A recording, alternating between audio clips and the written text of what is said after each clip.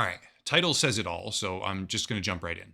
It is my opinion that the MrBeast team is engaging in a deliberate cover up rather than respond on merit or substance to virtually any of the business allegations regarding predatory practices, child exploitation, illegal lotteries, or rigging competitions. These are my opinions based on evidence and behavior I'm witnessing. However, when you go through and see all of it as one cohesive picture, it gets pretty damning. I'll start with background. Mr. Beast, the world's largest YouTuber, has been facing criticism and scrutiny over what seem to be three developing situations.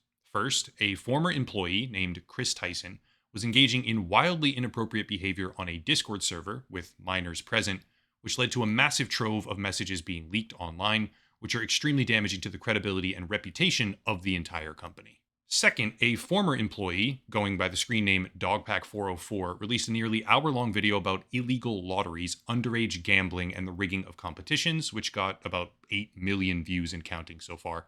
And third, on the set of Beast Games, which is a $100 million game show production funded by Amazon. Allegations came forward about contestants getting injured, unsafe conditions, lost medication, missing personal belongings, and much more. In essence, inappropriate, possibly criminal behavior by one of his employees towards minors. Predatory, possibly criminal behavior by Mr. Beast himself with regards to merchandise promotions, as well as overall business atmosphere. And lastly, safety, or lack thereof. I'll try to go fast here. On the subject of Ava Chris Tyson, the most recent development is that the initial Discord messages have now been taken offline. Previously hosted on GitHub, the messages are just no longer available, with widespread speculation about why exactly they've been deleted. Obviously, nothing on the internet ever fully disappears. The leaked messages are still available in a variety of other locations, but the primary place, that is the initial platform where they were hosted originally, has taken them down. I don't know if this was because of Mr. Beast, his team, or his overly aggressive legal representation, which I'll discuss in just a minute here, but whatever the reason, they're gone. I do want to make something clear, however, in the interest of being thorough. It's entirely possible that the leaks were removed because they simply violate GitHub terms of service. Directly from their TOS page here, quote, GitHub Pages is not intended for or allowed to be used as a free web hosting service, end quote. However, at this point in time, we simply don't know. All I can say for certain is that the leaks have been taken offline on GitHub. Next are the allegations of illegal lotteries, predatory business practices, and rigging competitions. This is where it gets spicy. The former employee, Dogpack404, who initially sparked off this entire controversy, has been sent not one, but two different cease and desist letters by two separate law firms, asserting that he has disclosed sensitive, confidential, and proprietary information regarding the company's business operations, as well as defamation. I've talked a bit with Dogpack404 in the background. He's got things well handled, he has legal representation, etc. But the fact that the letter focuses on breach of non-disclosure, emphasizing that he is disclosing sensitive, confidential, and proprietary information regarding the company's business operations, makes me think that what little they might actually be able to dispute is inconsequential in the grand scheme. Cease and desist letters like this, especially ones that emphasize breach of non-disclosure contract, are intimidation tactics. I've experienced things like this myself before. One of the most prominent examples would be a company called Celsius Network, where I discussed the shady business dealings of the company openly, which resulted in a cease and desist letter being sent to me. They hyperfixated on a single small factual error, attempting to leverage that error into the silencing of my voice, which didn't work, obviously. I came back at them harder, and eventually the company declared Chapter 11 bankruptcy because it was a Ponzi scheme. The founder, Alex Mashinsky, has been arrested and charged with fraud. I'm no stranger to the process of speaking truth to power and having that power try to shut you up. That is precisely what this looks like to me. The second cease and desist letter, from an entirely different law firm, by the way, focuses on defamation, while still mentioning the non-disclosure agreement, which is what I want to really draw attention to, because I myself, obviously they've requested anonymity, have talked with a current MrBeast team member who said that the company has terrifying non-disclosure policies aimed at making sure that no one ever speaks out publicly. In addition, Dogpack404 has begun receiving text messages and DMs from a multitude of current and former team members corroborating all of this, with warnings that the company is allegedly gaming out methods of discrediting him or assassinating his character. Even so far as claims that they are possibly looking at hiring private investigators to dig up any dirt they can on him. Quote from another alleged former employee. Not planning on mentioning I ever worked at Beast, but if it did get out, or if somehow, some way I accidentally mentioned it, I wanted to make sure I wasn't going to get sued to all hell. End quote. Remember, I'm talking about the concept of a cover up, and so far we have multiple cease and desist letters from two separate law firms aimed at silencing a former employee on the basis of violating his non disclosure agreement in terms of confidential information. The Discord leaks showcasing predatory behavior by a MrBeast team member have been taken down on their primary hosting platform, as well as extremely aggressive non disclosure agreements well before any of this blew up at all, which appear to be, in my estimation, deliberately constructed to prevent reputation damage, not protect business secrets. Now, in the time since all of this began blowing up, even more has started to bubble to the surface, such as this, where MrBeast ran an Australian sweepstakes event giving away cars, but the format was to buy Feastables chocolate bars, with no regulation on age, and then play a slot machine on your phone. Lots of people got the winning combination, but that didn't matter either because the app was broken. You would buy chocolate, scan a QR code, play a slot machine at any age, get the 3 cars required to win, and then you didn't win. If any other YouTuber did this, they would be universally despised by the community. Still, not even close to done here, because despite being one of the least flashy accusations for a YouTube video, worker safety is actually a very big deal in all this. Turns out the alarm bells, so to speak, over how MrBeast's company operates itself have been sounding for quite a while. In February of 2024, Time magazine published an article titled In the Belly of the Beast. A reporter openly discussed the concept of worker safety with paragraphs like this, quote, Scott Brown, a creative producer who worked for MrBeast from March 2023 to August 2023, says that in order to move fast at MrBeast, they view safety as like being overly cautious or a weakness. He helped produce the Train vs. Giant Pit video and believed the safety procedures were insufficient.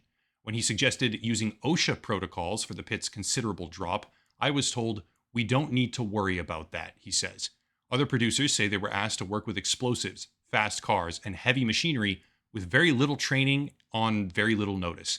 Let's just say as an 18-year-old, says Jay Neo, who moved to Greenville from the UK to help on the creative team, it felt weird to be writing on the board days without an accident that needed to be updated every day, end quote.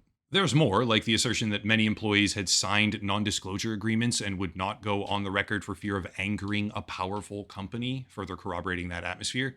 But the most interesting thing is that this article didn't go as planned.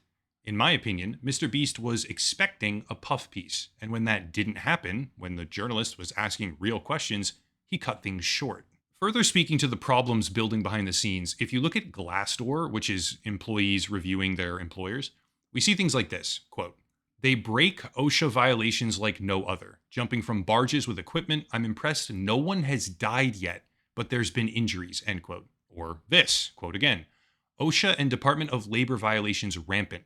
Promotion of unhealthy work-life balance. Cult-like atmosphere promoting complete company loyalty, end quote. Once again establishing that where once the issue was merely a rogue former employee interacting with minors, now the issue appears to be rampant workplace malpractice. Next, however, is a keystone issue that seems to be ramping up even more, and that is the Amazon Prime-sanctioned Beast Games reality show that is being filmed right now in Las Vegas, soon to be switching over to Canada. Remember that part. For the past couple of weeks, various outlets, including Vital Vegas, whom I believe was the first outlet to report on this, have been exposing the terrible conditions of that show. But on social media, a woman named Rosanna Pansino has been leading the charge, talking about injuries, contestants being offered money to sign away their litigation rights afterwards, and other horrifying revelations in general. However, she's not alone, and these are not just random anonymous messages anymore, because the New York Times has now come out with their own piece, which not only corroborates her accusations and prior media pieces from Las Vegas, but also expands on them. It contains details about how some contestants were carried out on stretchers, some were vomiting, passing out, there were broken bones, seizures, or they were getting evacuated to the hospital. Contestants weren't being fed properly, and yet the camera crew was going around to contestants and giving them Feastables chocolate bars and filming them praising the candy. Think about that. They were basically starving contestants, whether deliberate or negligent, and then giving them MrBeast's chocolate bars and filming them eating and praising the candy. What kind of sick fuck is this guy? They were serving food to people that were allergic to that food, and after many contestants were eliminated in brutally violent ways, they were given $1,000 to compensate. Except, no, they weren't. Because when the cameras turned off, they had to give it back. And they were told that the real payment would arrive later, some of them have yet to receive that payment. It's hard for me to articulate just how disgusting and predatory this company seems. Lastly, way down at the bottom, quote, "We are grateful that virtually all of those invited to Toronto for our next production have enthusiastically accepted our invitation," from a MrBeast spokesperson, after they meekly tried to deny most of these issues and preserve the Amazon $100 million cash pipeline to produce this disgusting game show. All of this very obviously corroborates prior allegations and paints a picture of extreme and abhorrent conditions. But remember that influencer that we just talked about, Rosanna Pansino? Yeah, if you go to her TikTok video describing these problems, everything seems fine. But if you VPN yourself over to Toronto, the location of the next Beast games, the video is blocked. I can't say for certain why, but something I can say for certain is that the livestream VODs of his merchandise events, where they very clearly seem to be running illegal lotteries, have been directly pulled down after the accusations came out. These were only fragments, by the way, because pretty much everything having to do with those streams had been scrubbed beforehand, as one of the only content types that MrBeast will create, upload, and then remove, almost like his company doesn't want a public record. Put it all together. The Discord leaks showing predatory behavior against a minor of his former employee get taken down. Multiple cease and desist letters get sent to another former employee who is calling out predatory business behavior. The company has a long-standing, abundantly corroborated reputation of extremely aggressive non-disclosure practices, and now videos criticizing their unsafe game show conditions are being suspended across the world on social media.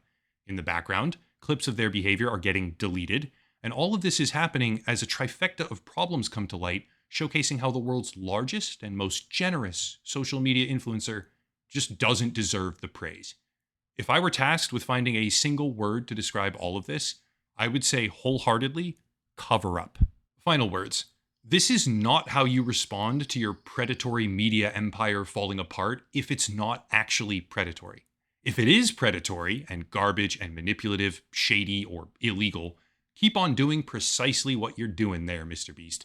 That's the message. However, if MrBeast is not just a greedy psychopathic manipulator, the correct response is to publish, or rather republish, the lottery live streams and show the world that there's nothing illegal. They probably can't do that because there pretty clearly is stuff in there, but that's the correct response. The correct response would be to directly address the criticism and say, "We had some mistakes with safety, but here's what we're doing to fix it. We're bringing in this specialist and this other person." Like, there's so many things you can do. And the real mark of a philanthropist would be to give money without a prerequisite that everyone clap for you and notice you and praise you because of how generous you are. Sometimes giving money, if you can believe it, which I know it's a foreign concept these days, doesn't require you to have to exploit the person receiving that money for personal gain.